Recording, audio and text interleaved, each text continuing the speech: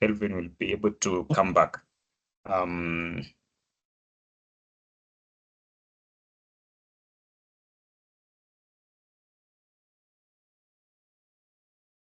So you are mentioning about data. You're struggling to get data, or you're struggling to get a research problem? I was actually, I was working with microfinance. Mm-hmm. Uh, from the look of things, they've been very cagey about sharing their data Okay. because we want to build like what more or less a predictive model Mm-hmm. for credit risk Mm-hmm. classification, Mm-hmm. but purely based on microfinances and the sectors they they they loan to, Mm-hmm. and then to be able to also be able based on the information they have, be able to Mm-hmm. predict what is the optimal loan amounts that they can be disbursing. Because one of the issues Mm-hmm. they have is that there's very little information Mm-hmm. in the market that they can, because most of these guys don't have, they're not on CRB. I mean, they cannot get from most of these credit organizations Yeah. any credible information that they can use. So Mm-hmm. mostly they use gut feelings. The guy interviews you, and then Mm-hmm. because mostly the loans they get are unsecured loans, so you cannot say you have collateral where you Yeah. can able to map it to a particular collateral. Mm-hmm. It's more like gut feeling and more like based on trust. Mm-hmm. So basically, you try and figure out based on the sector these people work in, Mm-hmm.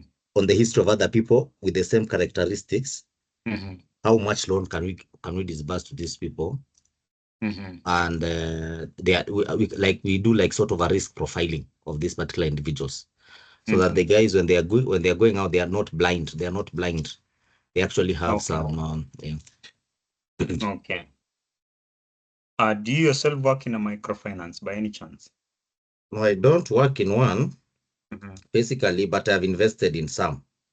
Oh yeah, I understand.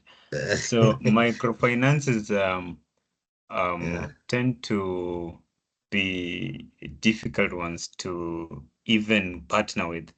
Yes. You see, Yes. they have first of all sensitive data which can be understood, but of course, with that you can have a remedy of saying we shall anonymize data.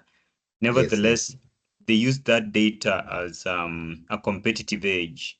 You see, Exactly. if you give me that data and then I work with another microfinance, I'll basically give them the same data and um It's like still it giving exact. That's the issue I've been facing. yeah, They are very cagey because they feel like these are basically the only secrets we have. This is our okay. portfolio. So Mm-hmm. if we share it with you, Mm-hmm. how sure are you that you are not going to sell it Yeah. to a random microfinance? Then they start targeting our clients. Mm-hmm. Yeah, because they can now tell, okay, these are the guys who borrow.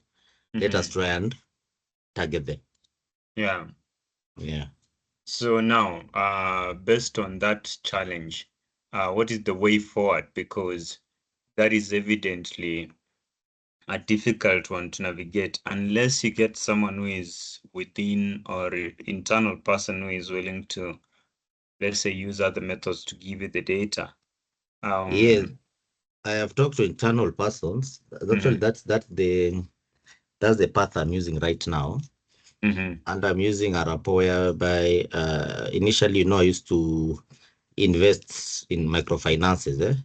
I would mhm, get some cash and put it there. Of course, we lost money, we make money, but I mhm, realized my biggest motivation was mhm, why were we losing money? Some of these mhm. businesses look like they were doing so well. Then all of Yeah. a sudden, you guys just start losing money. Mhm. Because you find most of the guys get of ambitious. Yeah. Once they start giving out loans, they now go out and just start giving it to any Tom, Dick, and Harry. Yeah. But that's what happens. So right now, my channel, I'm trying to do I've gotten somewhat internal. Mhm, We've been having discussions, an industry expert, mhm, but it tells me that that data, the only problem is going to be during the COVID times. mhm. it might distort the whole model, because the behavior of people taking loans, people defaulting Mm-hmm. during that period of COVID, I think that was Mm-hmm. 2021, maybe going to 2022, Mm-hmm. it might make it look like you are not doing very well. Nothing was working. So the issue is that Mhm. how are you going to handle that particular error? Okay. Yeah. Because that the Mm. main issue was that COVID time. So now I Um, can get some data.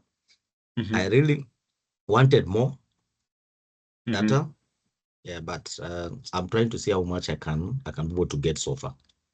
Yeah, okay, I Yeah. get you. Um, with the COVID, how can we say it? Let's say Mm. the COVID phenomenon coming into play, Yes. and that is 2020, 21, and partly 2022. Yes. So the question you have to ask yourself is, how far is that data going? Are you taking the data for the last 5 years or for the last 10 years? So Oh, if yes. Okay. that will be an important question to address. To If you're address. taking data for the last 5 years, that is basically when COVID was starting to present.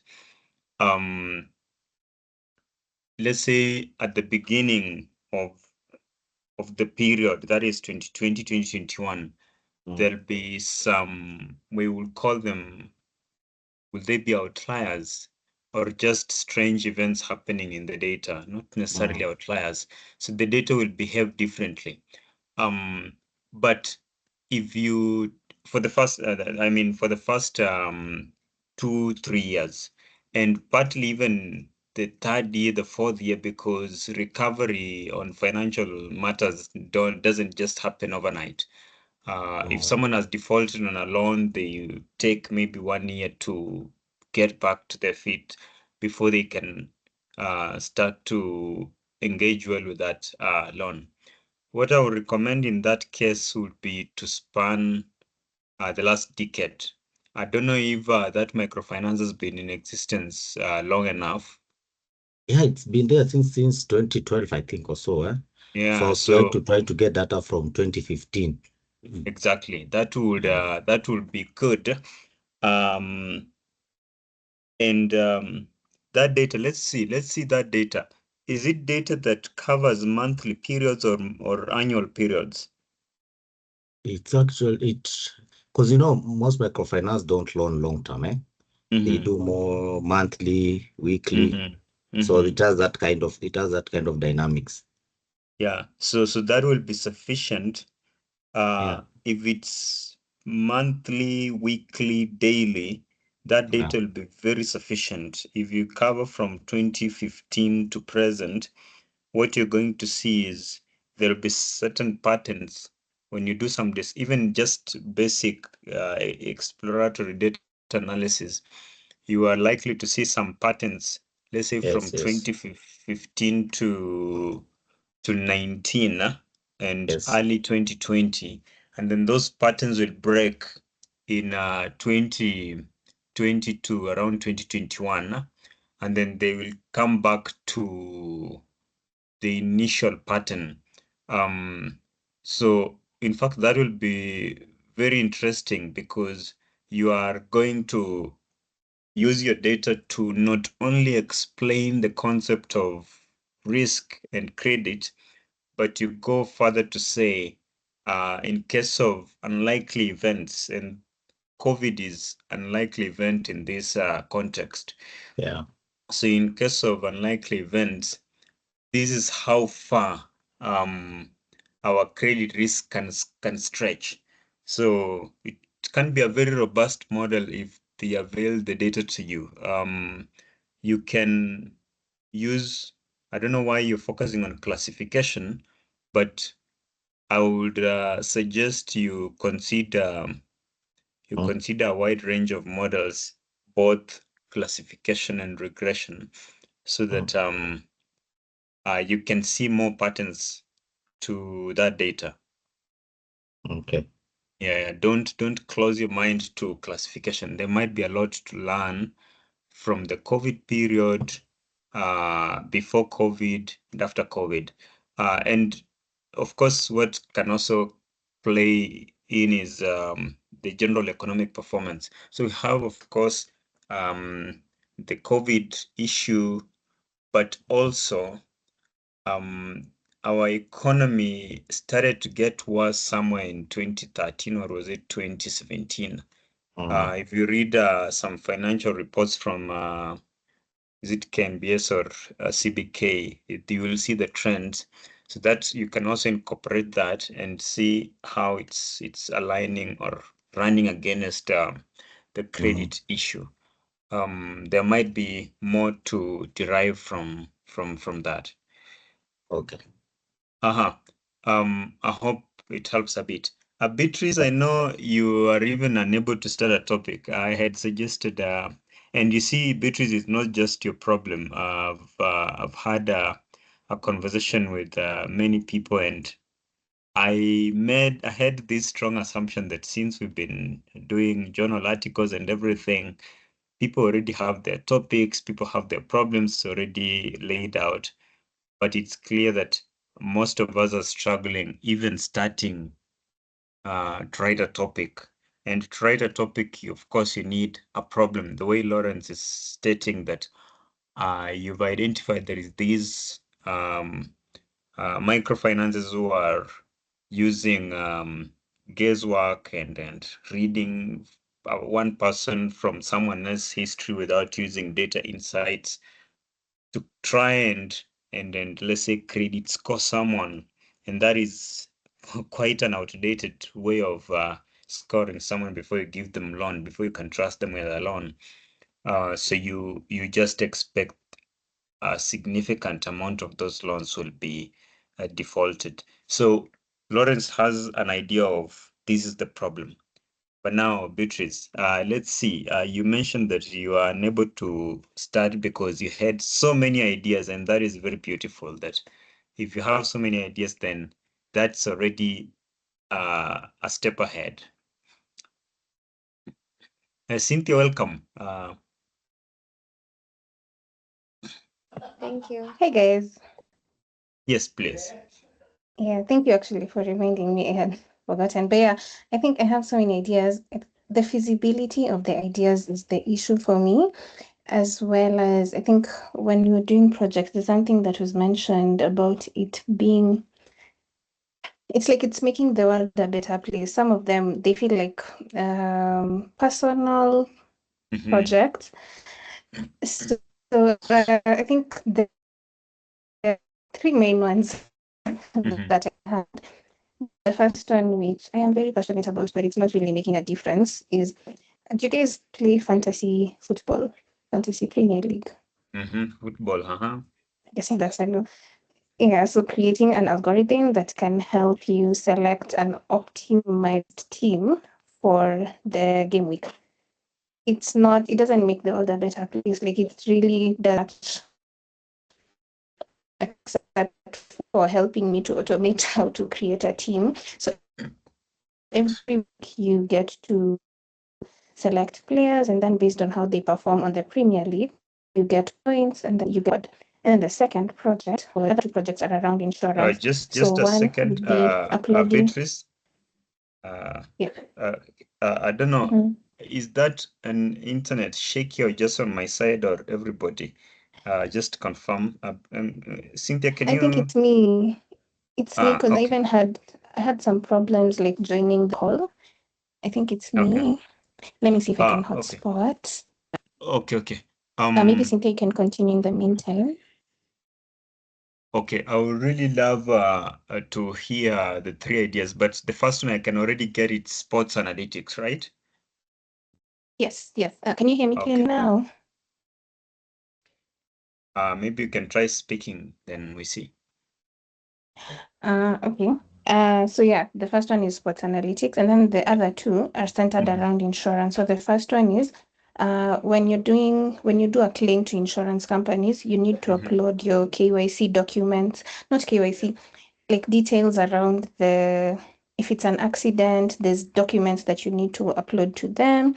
If it's you want to take a premium, there's documents that you need to upload. So I was thinking of automating website, let me call it a website, where someone can be able to upload these documents. And then, so based on the whatever is needed for each document, there's just a quick check. So it's automating the checks that need to be done. So if it's your names, they're legible, you've put in all the details that are needed. So I think when you use OCR, it's easy to be able to automatically check some of these things, so that if there's any, maybe you didn't fill in your names or you filled in something the wrong way, it's able to just revert back to the uploader rather than going to the insurance and then waiting for them to review and then revert back.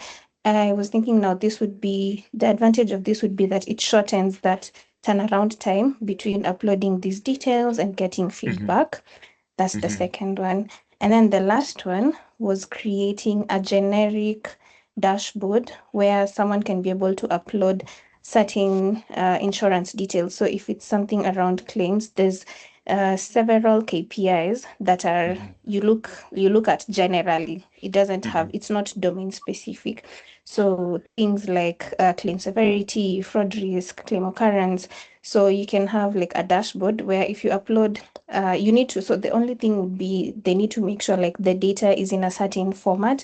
But once you upload that data, it automatically generates like a dashboard for you to be able to give some of these KPIs. Yeah.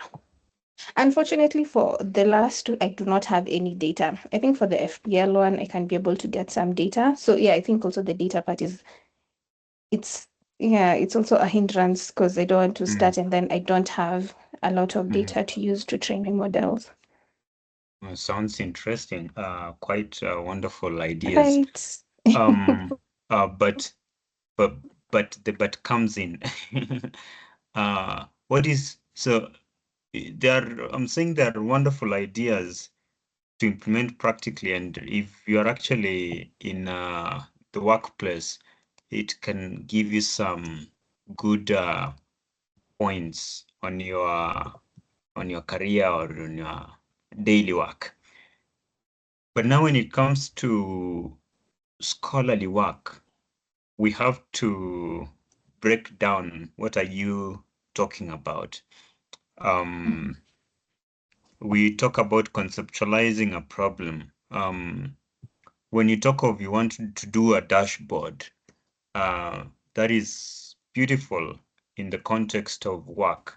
But now in the context of a research, scholarly work, that dashboard should only come as the output of the whole thing you'll be doing. Like someone who is deploying their model, that is just the end game. At some point, I was working with someone in he's in IT or which I don't know, I don't remember, but we were developing a model to filter out fake medical pharmaceutical products in a hospital. And then because this person was, is it IT or software? I don't remember well. Because they are oriented in that industry, what was happening in the end was to deploy that model and actually it's operational. So you've done your thesis or your journal article, you've published it, and actually the model has been deployed and it's being implemented, even though he never went further to deploy it.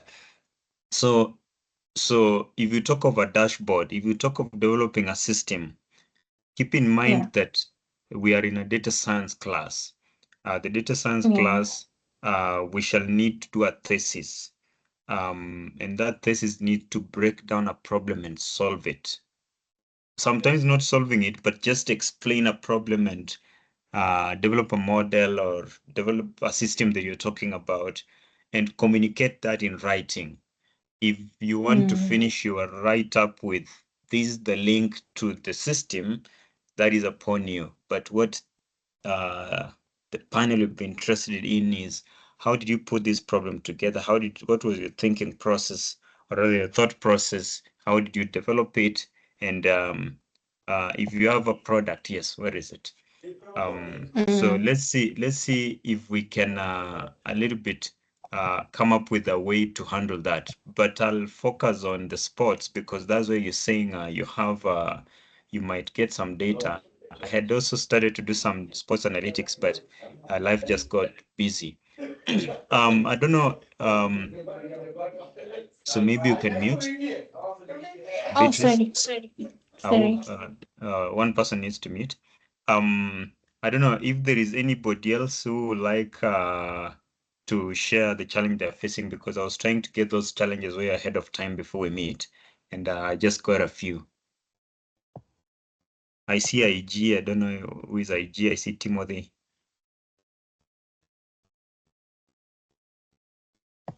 If you just want to listen, also you can mention. I can share mine. Yes, please. Mine is I need a data set in relation to either education, a huge data set to try and do either ROI for education or link data science to monitoring and evaluation, like the framework of MND. So Mhm, getting data has been so hard. That's the problem mhm, I've been having. So I don't know if anybody has a good data set that I can, because I have a promise to get data from somewhere, but the what do I call, the protocols are, they're heavy and they're mhm, long. mhm, So I need data set so that I can proceed with my proposal. And then mhm. if I get the data before we get to the final defense, then I can just quickly incorporate that data. But if I don't, I still am able to defend the proposal and the thesis. Yeah, that's my biggest challenge actually. Okay. With MND, I have a background in MND. My first master's was actually in MND. It's good to know that you're thinking of linking data science and MND. So what about MND specifically? In which sector? Health, So it's still under education, or what specifically? I'm actually I'm actually open, but I know the biggest gap is MND for education, for Okay. capacity building, because that's Mm-hmm. where the it's usually hard to attribute back to whatever initiative that has been given, if it's education especially. Because you see, for health, you can just say number of patients who got better, or number of Mm-hmm. people who received their V's, or number, it's easier. But now for education, it's usually hard to link it back. So that's, I would prefer a education space. Like how do I build a mail framework that Mm-hmm. can help. Let's Mm-hmm. say you just bring your inputs. We say Mm-hmm. number of students enrolled, number of students who completed, Mm-hmm. and then maybe you put in some of the cost factors, some of the outputs in terms of, did they do a project, did they, like just a simple framework, input, Mm-hmm. output. Mm-hmm. Then we don't need to go all the way to impact. But Mm-hmm. I am really struggling on how to do it. I'm so happy to hear you did a master's in MND. So I don't know, maybe you can help me brainstorm this this monkey. Okay. Yeah, but it will So. be helpful, especially for my role. My role Mm-hmm. is usually MND, and it's for research. It's for research capacity building, for healthcare capacity building. So we always develop frameworks, but Mm-hmm. we don't leverage so much on data. You Yeah. understand? Because we Yeah. collect data from the little. Maybe you have 300 people. Those are the people Mm-hmm. you focus on. You understand? There's no like Yeah. informed, the way we're being told lag lead, there's no like lag you use. The only lag you have is like the baseline, which is also like a lead. So it's hard Mm-hmm. to, I'm sure you get what I'm saying. So Yeah. yeah, Yeah. what do you In think? Quite an interesting one. We just need to still break it down. I hope no one will write me a message. So if someone is following on WhatsApp space, if there's a message, just feel free to let me know. I'm avoiding these noisy interruptions. Vincent, welcome. So if I listen to Cynthia and Jelimo, I realize we have very wonderful ideas, but now putting them down as research problems, that is where the problems start. Allow me to share my screen because I'll be putting down some notes.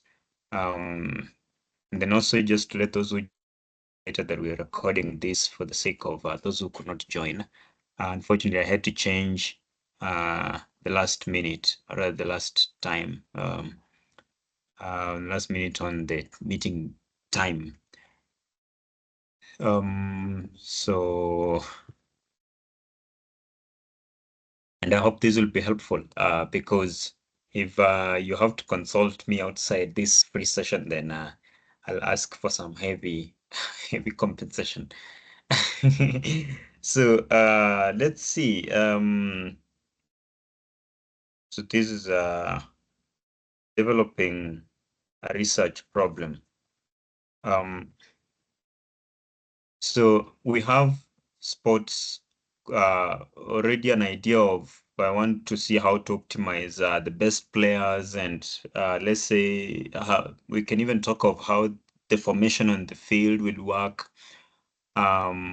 What will be the optimal formation? If you listened carefully to our coach yesterday, he was saying the formation was good.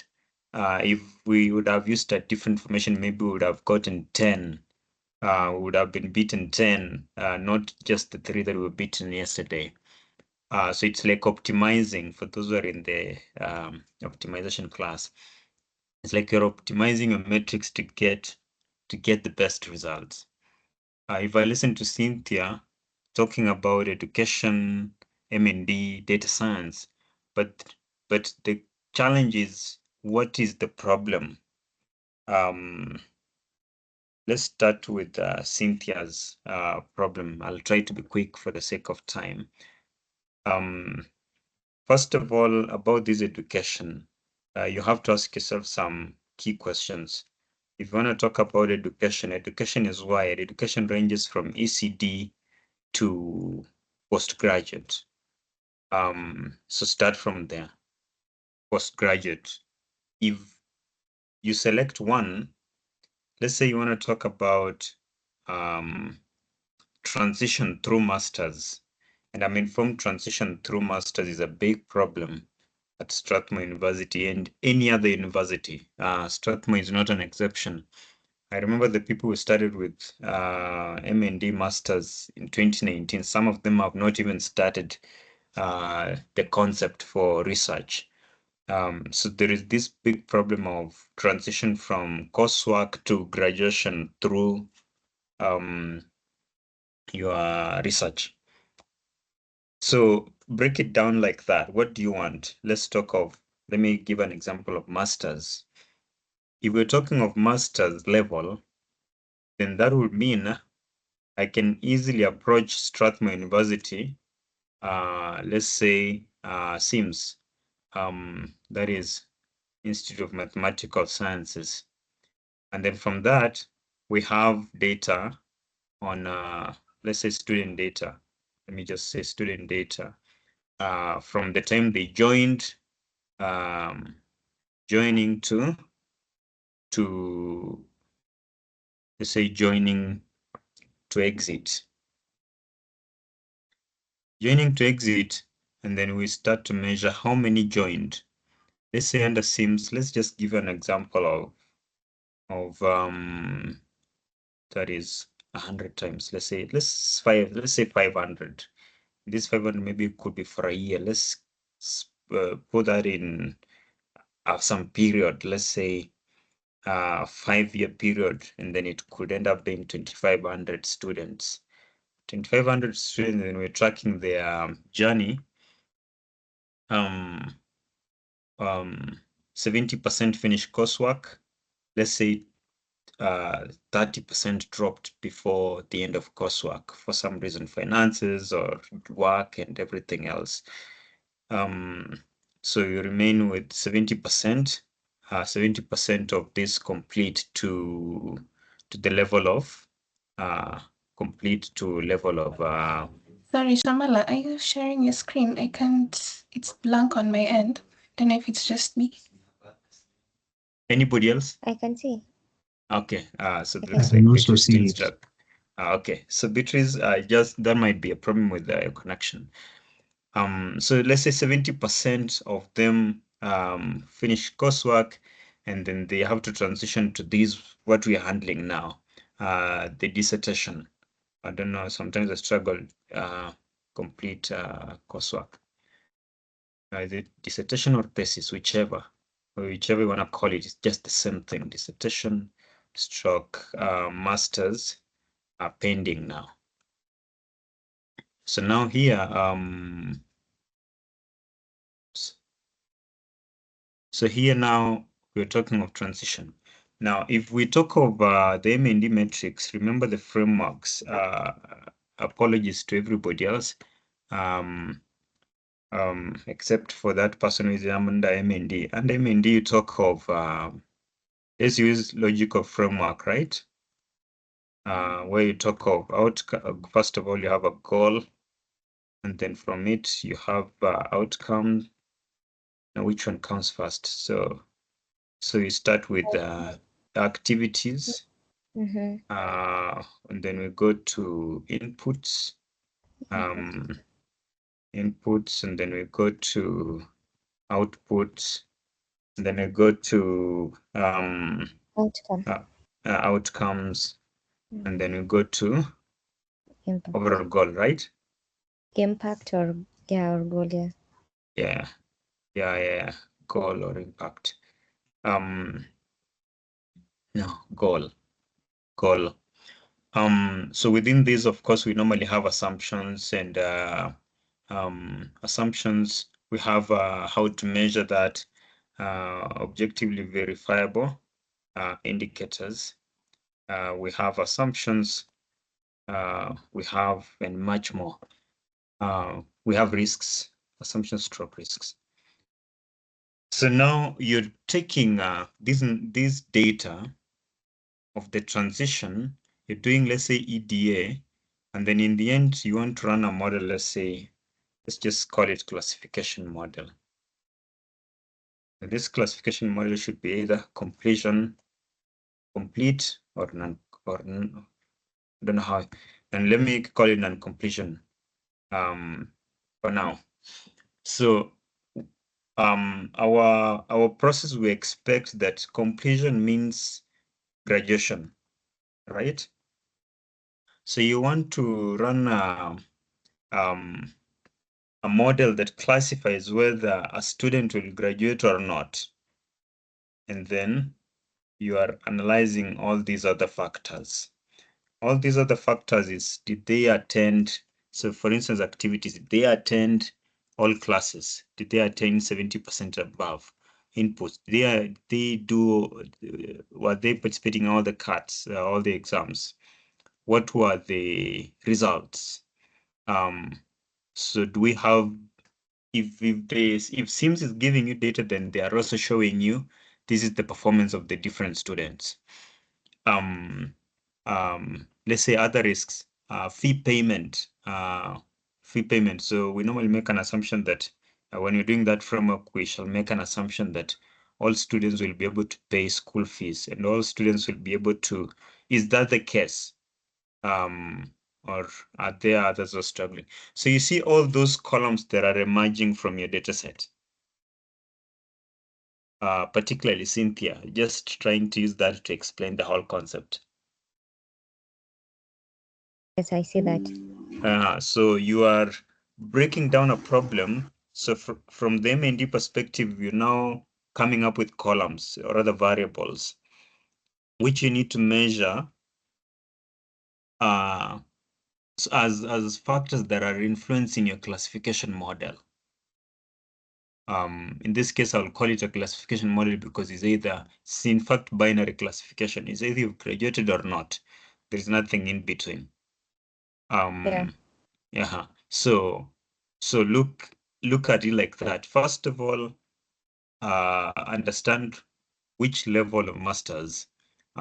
If sorry, which level of education? If it's master's, then, or if it's undergrad, I know masters and PhD should be masters should be the hardest. Undergrad is more of, have you done your work well, and maybe the parent is paying school fees, but masters has more variables coming into play. That's why maybe I'll recommend that. Now that you're in the Strathmore environment, find out from one of the departments, SIMS, or if you wanna go specific to iLab, if they can. Now you see, when you go to them, you should have already broken down your data, or rather your wish. For instance, I would like to have these specific variables. If I have these and any other, then that will be good. But if you just go there and tell them I would like data on students, they can give you data on completion rate. Then it will be data, but very insufficient. And unless you're doing some mathematical modeling, like the one I've been engaging with the research team recently. I don't know if that helps a little bit. It does. It does. The Now, only can you hear the me? only The only concern I was having with, especially with the data, is when we say data science, you need more than 5,000 rows. So I don't know. I see that concern. Yes. Not always. On my side, I would say anything above 2,000 will be good. 5,000 was a threshold to get us looking for data. Don't fix your minds there. You might end up not graduating because you're not getting. Maybe you had 4,999 and then you did not have one row, and then you did not do your project. If I give you an example of the journal article that we were working with Dr. Sanagi, the initial data set was more than 200 rows, 200,000 rows. But after manipulation, conversion, or formatting from wide to long formats, it ended up being only 2,000 and I don't know, 200 rows. And the columns increased from 17 to, was it 300 columns? So columns increased, but the rows declined. So I don't think that should be the biggest challenge. The biggest challenge should be, how are you conceptualizing your problem? Now, with the 2,500 rows, it also gives you another opportunity to go deeper and let's say research on models that work well with insufficient data, because not all scenarios in the field will need us to have 5,000 rows. Some will go in some organization, let's say they have only 500 entries, and they're telling you, now you as a data scientist, help us to solve this. That calls for more research, like what I was just mentioning, the modeling I'm working on right now. Went there and they have this data from 2018 to present, but massive missingness. So we now had to switch from machine learning models to mathematical models that work with assumptions and working with let's say baseline metrics in the industry. So don't fix your minds on the 5,000. It will just mess you up over nothing. Now, let's see. I don't know if that was helpful. Let's see how we can now put this together. So that is someone who is in trying to mix data science, M&D, and the overall research process. We have insurance. You're saying you don't have data, sports analytics. Let me now try to credit classification. I've tried to mention something. Let me try in some few minutes explain what is happening here. Maybe on a new page. But what is happening here is do you have an idea of where you are, what you want to research? So you don't start, I hope you get that. You don't start with a topic. You start with explaining a problem. The way I'm trying to explain here. Here, what I'm doing is conceptualizing a problem.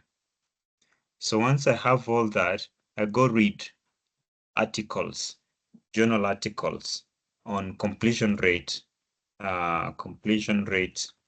in master's education, master education. So you'll find articles written everywhere about the struggles that students go through to complete their master's programs. And then this will actually be a very good problem to research on. So let's see. Maybe when you just open Google Scholar, I hope all of us know so far how to use Google Scholar. You will type completion rate in master's education, and then you'll get articles, millions of them globally. So you can filter to focus on the most recent years, let's say the last 5 years or 10 years, but the more recent, the better. Let's say 5 years. So when you start to explore that problem, read global context. Global context in that you are looking at the completion rate in other countries apart from Kenya, and then beyond, let's say, Africa, completion rate globally at international level, at global level, maybe at global level. So here you can explore the completion rate, let's say, in UK, USA, Singapore. Just get them without randomly. China. You can even run some comparative analysis just by reading those articles and summarizing them. You don't need to read the entire article. You just need to get the abstract. What are they talking about? If you get some good content, then you can decide to read the whole article, but focus more on the abstracts. Read abstracts to get a research summary about your problem. So for those who wish to study in some of, let's say, high-level universities, you will find a very serious professor who tells you, read for me 400 articles and summarize. So you can't read 400, not unless you have all the time. So just go for abstracts, because abstract is normally a summary of everything. Read 400 of them, summarize what is the problem. Those people are investigating what they find out, what are they concluding, what were the limitations. So do the same at regional level. Remember here, we've not even started analyzing your data. You just conceptualize a problem. Now you're starting to explore the literature. Of course, with data science now, we focus more on getting the data. We've conceptualized a problem, go get the data, but before you analyze, or you can analyze, but don't tell anyone that you've analyzed, because that's what we need to do in our work. You start now to break this down into a research problem. You've analyzed, and within your analysis, even within your EDA, within your modeling, you will start to see some patterns emerging, and those can help you a lot in developing this problem. At regional level, you focus on Africa as a continent, or other continent. And then you come to local context. Here maybe is when you will explore completion rate. Remember, it's completion rate. It's our main subject. Completion rate in different universities.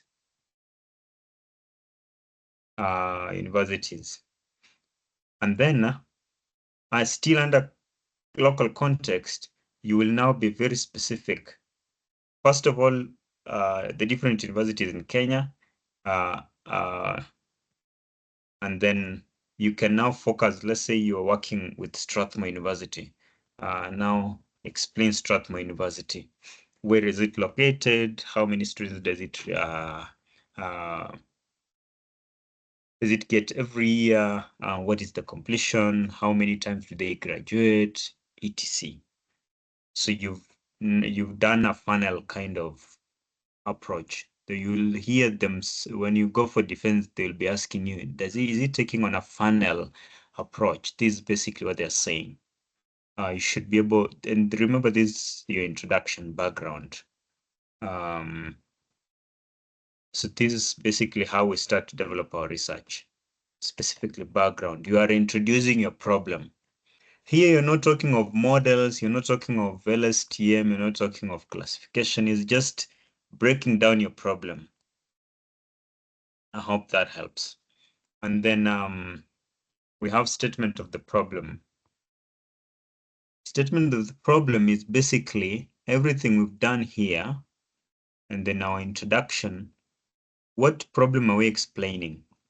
So we're saying only 70 or less % of students graduate. That is already a problem. Only 65% graduate every year, despite completion of coursework. So that is basically how you start to explain your problem. You go direct to explaining what are you saying, what is the problem. In fact, without this proper phrasing of the statement of the problem, it means you never had a problem to research, and therefore your work is not very relevant. It's irrelevant completely in the scholarly world. What have others researched? Let's say Ngugi 2023 examine completion rate in let's say University of Nairobi, UON. Okay, so someone has done something. So just allow me to put on something here. What have others done?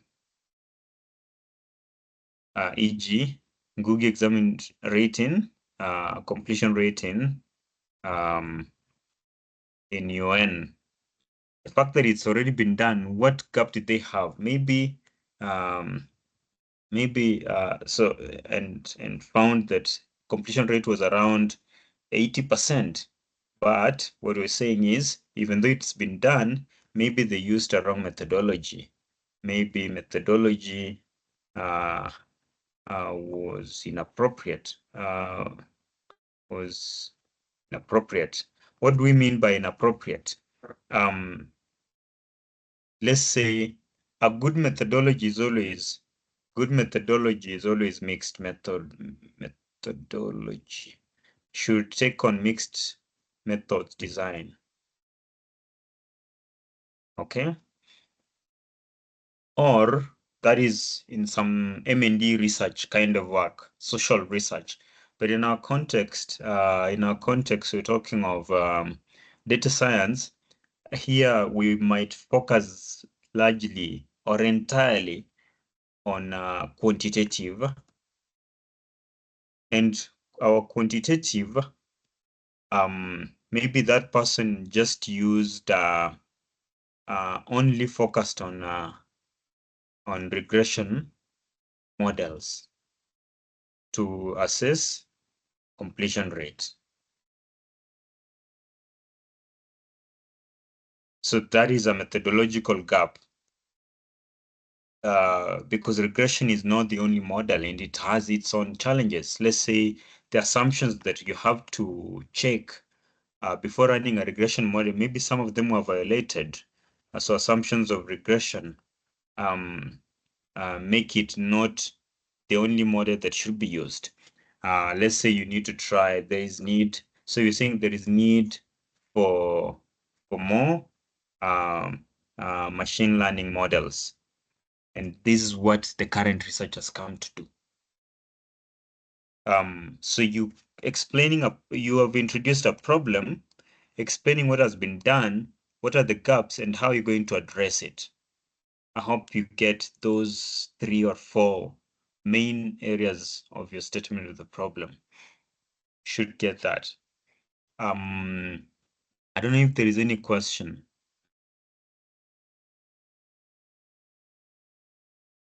I hope you're following anyway. Now there is something called objectives. Objectives, they talk of SMART. Here, an objective need to be very specific, measurable, attainable, realistic, and time-bound. But in the context of data science, it tends to be a little bit easy because you just talk of to develop a model to assess the completion rate, to assess performance of different models, to evaluate the models, and then let's say to deploy the model. Sometimes it's normally that straightforward.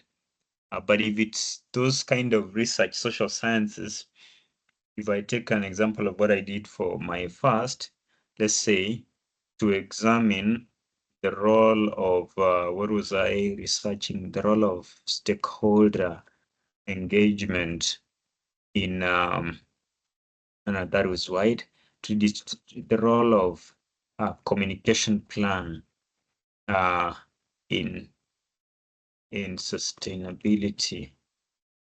Was it sustainability of water projects in Makueni County, Kenya? So what they mean is, by being specific, is you've taken a very specific component or element of an M&D engagement, or rather stakeholder engagement, you put it there. What are you measuring? Sustainability of what? Water projects. Where? In Makueni County. Where is Makueni County in Kenya? So that is how specific you're required to be. To examine, some people have a problem with you can use to find out, to examine, to investigate, but others have a problem with to assess, because they say assess is such a general word. I don't know. So we have different schools of thoughts there. Anyway, now that we're not in the social sciences, we are in data science. Developing our models, or rather our objectives, should be a little bit straightforward. If you need further guidance, just feel free to let me know. Tuone vile tunaweza ifanya. I just wanted to show today how we could conceptualize a problem and start. If you can start, it will be better. If you can't manage to start conceptualizing a problem, then in itself it's a problem. I will welcome questions because I'm only wishing to take 1 hour. If we can organize another session, then I'll be happy to take you through literature review. So here is where you now delve into your data science models. What has been done before? Which models have been developed, let's say, to assess completion rate? Which models have been developed to assess, what was the other? Sports analytics, let's say the optimal formation of the team. What other models have been developed to classify risks? So that is what you lay out in detail under literature review. And literature review is normally covered in this manner. So we normally have, I don't know here if they'll need theoretical review, but just in case, this is normally not compulsory, theoretical review. So here you examine your problem, this problem that we've conceptualized, and you look at theories that have been done before. How do they relate? But this is normally not mandatory everywhere, mostly in social science. But if just in case if it's required here, keep in mind there is a way to write it. We can also look into that some other time. It is a very specific way of developing your research. I hope you've seen how I've broken down the funnel one, how I've done the statement of the problem. You put some statistics, you have scholarly articles, and then you explain how your research is going to solve. Now, theoretical review also has a format in which it's done, and then we have empirical review. Empirical review, Still under literature review. All of them are under literature review. Empirical review also has a flow. So you introduce an article or introduce a concept. After introducing a concept, you introduce articles.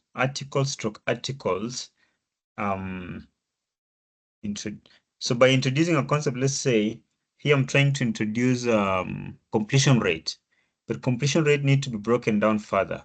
Let's say by introducing a concept, I mean using machine learning to measure completion rate. For instance, who was that? That was now, since it's Ngugi's work, let's say Kilinga's Kilinga 2024 employed let's say employed LSTM, and if LSTM is being mentioned for the first time, you put it in full. Employed LSTM to assess completion rate at Harvard University. Remember also here it's everywhere. You don't focus on your country alone. It's you spread it everywhere. Just spread it for you to get more articles as much as possible, but be very specific on what you're discussing. And here we're talking of the models that have already been employed, or rather conducted or run to complete the same kind of study, a similar study. What did they find out? So instance employed LSTM. What was their methodology? Let's say, so what was their methodology? So here we mean, how did they get the data? How did they analyze? What were their findings? What were their findings? Any limitations or gaps?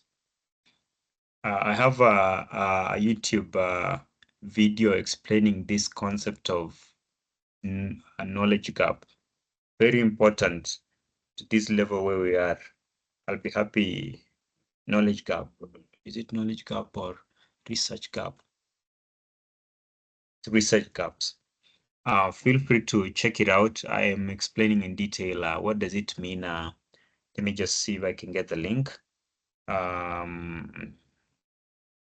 Because it's wide. The beauty of it, if you understand how to research gap, if you understand what a research gap is, then it's easy for you to write the statement of the problem as well as the literature review, because you need to show how your research is addressing the gaps that exist.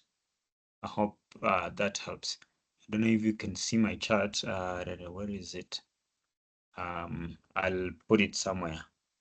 So research gaps.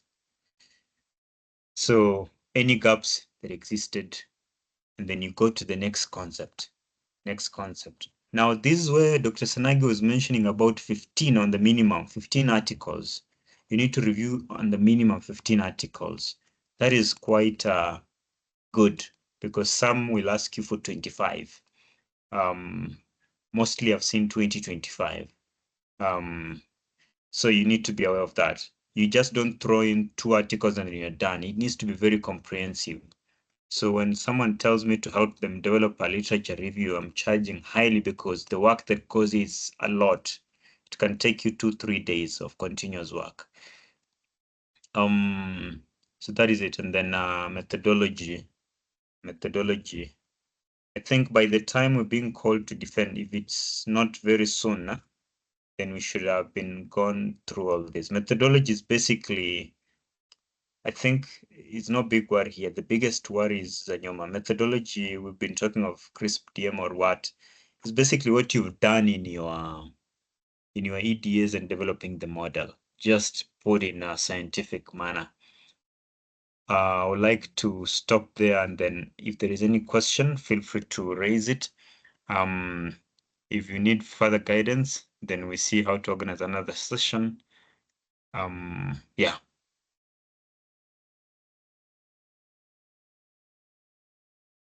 Cynthia?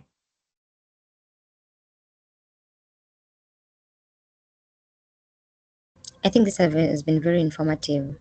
You can share the rough draft of the Word document that you've been developing, maybe to me. But thank you so much. It has been informative. I think I will start scoping as you said, just to narrow down. I had narrowed down for myself to postgraduate degrees, so I think we're online in line with that. So I'll see if I can get the data from Strathmore and see how to move from there. I'll be in touch with you. Okay, so good. Lawrence, Lawrence, was that helpful with? Yeah, I think it's fine. It's helpful. I think I think maybe we need another session somewhere. Yeah. Especially on doing the literature review. Yeah. On what we need to include, what we don't need to include. Yeah. Then you can maybe pick up from there. But for today, I'm fine with what I've gathered. Yeah. And thank you.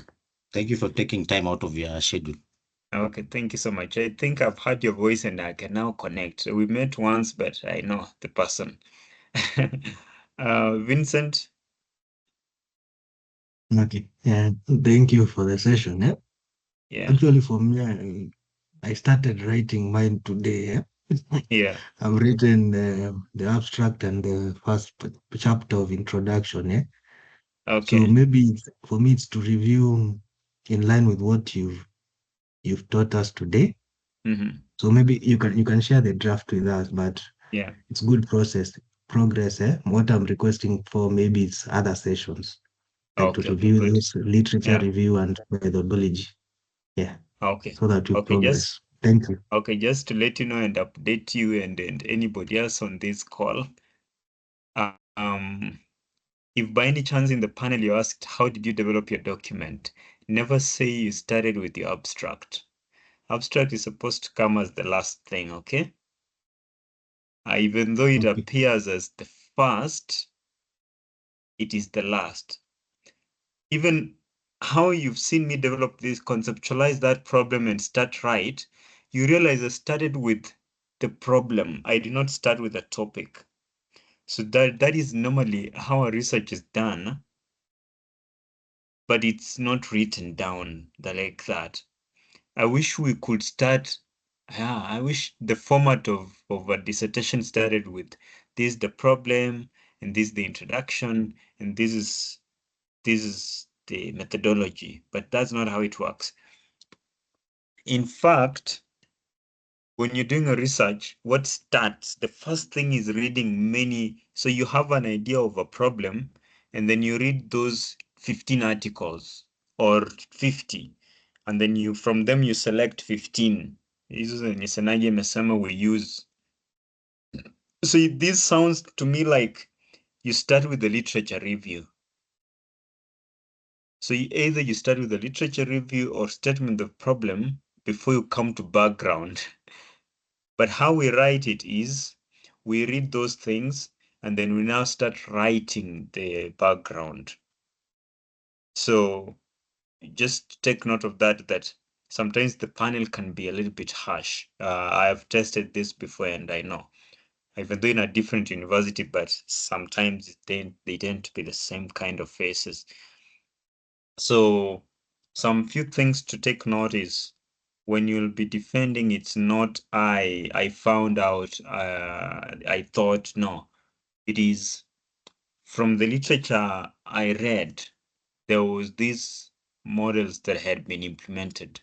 From the literature that I read, I found this to be a big problem, a significant problem from this literature. So you are basically saying everything you've done, you're attributing to what has been done before.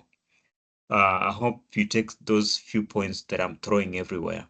How to say, how to defend. We can have a session on that. And how to write. Abstract, don't start with abstract. To be on the safe side, just write background or rather introduction, go to literature review, and then finish with methodology. And then, in fact, if sometimes I'm lazy to admit, sometimes I just copy the whole thing that I've written to AI and tell it, help me do an abstract. And then once it gives you an abstract, I refine it, because remember, it will give you a generic abstract. So you need to be a little bit careful when using the AI tools. They can be a little bit everywhere. I hope that helps to everybody else, even though it was using Vincent case. Yeah, that's very helpful. So you should not struggle with abstract facts. You come up with the sections, then the abstract will come last. Yeah, it's helpful. Thank you. If you've written your document, sometimes you can write that abstract with your eyes closed, because you simply pick two statements from the introduction, you pick some two statements from you pick objectives the way they are, you pick some statements from the summary of your literature review, you pick some few statements from the methodology, you paste them into abstract, you're done. So that is how simple abstract is. IG, I don't know if you can mention who, is it IG or LG, please? Hi, Elias, it's me, Lawrence. Who is me? It's Lawrence. The other Lawrence. Now this is the Lawrence we've been interacting at in one of the groups, right? Yeah, true. Yeah, okay. Yeah, I was following through, and I think it's quite insightful. Yeah. I think from our group, the one with the supervisor, we've actually gone through each of the stages. So we've gotten quite some help. We started with the introduction. We wrote that. We usually do that on a fortnightly. So we present what we have written and get feedback. So we've gotten quite some feedback on what we've written, and I'm connecting with what you are saying here, because some of the feedback that we got is related to what you are saying. So right now we are trying to do the methodology. It's due next week, so it's been a long process of doing the methodology and the literature review. But yeah, the things that you are saying here, they connect with what we were doing. Which supervisor is that? Sounds quite organized. Yeah, we're with it's called Alan Omondi. Wow. He's I think he's from computer engineering or something. That's a very detailed person, because no one is asking me because he about actually my gave us proposal. a project schedule with the months, the timelines when things are supposed to be done. And we started, and every 2 weeks you're supposed to do a chapter. So we did the introduction, we completed that, he reviewed, and we usually have a session on every second Tuesday. So we did the literature review. You do it, you present what you have done, and he critiques it. And so we've done half of the methodology. I think the methodology is quite long. So we did it the first 2 weeks, but we didn't complete. So we're still working on it. And then after that, then we probably, but he also has given us some templates. Maybe I can share what he has given so far to you, with you, and Yes, then you please. can probably share with the guys, and then it might be useful. But again, it gives us quite an extensive volume of what is to be expected, like point by point. Yeah. Oh, sounds really good. Thank you so much for that. It's always my pleasure to help one or two, because I know these things tend to be a struggle for many people. I know that I tend to find them quite easy on my side. I'm happy to help where I can. Not entirely easy, just a little bit like I align with it quite easy. You see, the way you would just understand, let's say, developing a system so easy, Beatrice left. For me, I find this research work just, I will wake me up at 1 a.m. and I'll explain a concept. So happy to see that it can help you in one way or another. So probably if all goes well, we can organize a session next Saturday to go into the details of literature review and methodology. And then by then I'll be expecting, if someone has started, if you're here to start, just start. Just start. Don't wait so much, because that waiting, it can easily overwhelm you. We see how this goes. You have a good night. Maybe Elias, just to ask, is it advisable? Because I'm seeing what we are doing with Senagi is the same thing we are doing with the supervisors. Mm-hmm. You think it's advisable just to summarize what we are doing with the supervisors for Senagi? I'm tempted to do that, but again, I don't know how that. I would suggest when you meet Senagi, approach him separately. Because now when you find them on a panel, they normally come with the individual questions. Sometimes even the supervisor will not say anything because they have been with you. So they give it to someone else to critique your work.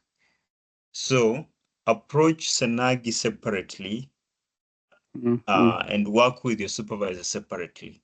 Unless you're so busy that whatever you say that you just come to summarize, that can work. But you see, when you come to summarize what you worked with your supervisor to Senagi will also give you his comments. So in that case, you don't say, I was told this. No, you just take the feedback and know how to implement, because sometimes these professors also have their ego. You don't want to put one down using another.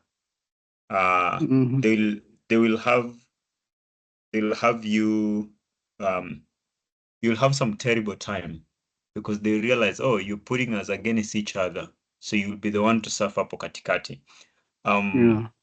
Even during the panel. But for the defense, are we presenting Senagis or are we presenting what we have with our supervisors?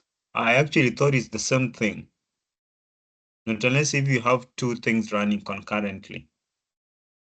Because whatever you're working with, because the one we're doing with the supervisor, it's quite lengthy, and Senagi looks like he wants a summarized 15-page thing. But yeah, I found that a bit different. I don't know if I understand what you're saying. The journal article that we're working with Senagi, that one we finished. Yes, I'm saying the one we are doing right now in class. No, it's not 15 pages. It cannot be 15. Did he say 15? No, from the what you were saying, half a page, 2 pages, something like that. Probably was running between 15 and 20 pages. A proposal normally runs from 20 to 30, roughly. 20 to 30 pages. If it's PhD, inaendanga almost 50 pages. Okay. Anyway, so I think in the coming sessions, probably we can just have a look at that, because I was finding what he was proposing was like a short version of what we are doing with the supervisor, because the supervisor wants a detailed document. In fact, from the template that he has provided and the guidance, it's been said to be between 60 and 100 pages. The whole document, right? Yeah, the whole document. Now, from the summary, from what Senagi was giving us, that an abstract is half a page, the literature review is 2 pages maximum. Yeah, I was finding some disconnect between the two. I wasn't sure which one should be, but I wasn't sure. That's why I'm asking, which one are we presenting for defense? Is it both? Is it one? So whatever you're working with your supervisor should be what you take for defense. Oh, okay. Yeah. Senagi is more of a guide, I would say. Okay. Yeah. But yeah, we'll just try to align both, probably. Yeah. Okay. Okay, so I hope that's all. Okay, enjoy the rest of your weekend. For those who are in Strathmore, we meet on Monday. Okay, cheers. Cheers.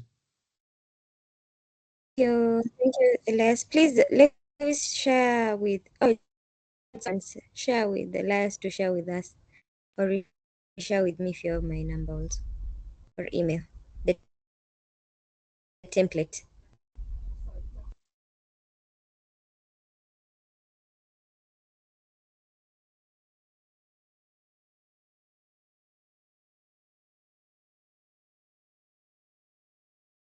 All right, bye.